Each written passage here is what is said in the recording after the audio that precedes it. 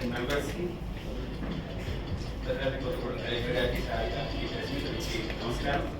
ఈనాడు BC commission ఉమ్మడి ఖమ్మం జిల్లాలో పబ్లిక్తో సమన్వయం చేసుకుంటూ వివిధ కుల సంఘాలతో సమన్వయం చేసుకుంటూ వాళ్ళ అభిప్రాయాలు తీసుకుంటూ రాష్ట్ర ప్రభుత్వానికి అందించడానికి పెట్టుకున్న ప్రక్రియ. సుమారు ఇప్పటి వరకు 80 అప్లికేషన్లు అందున్నాయి.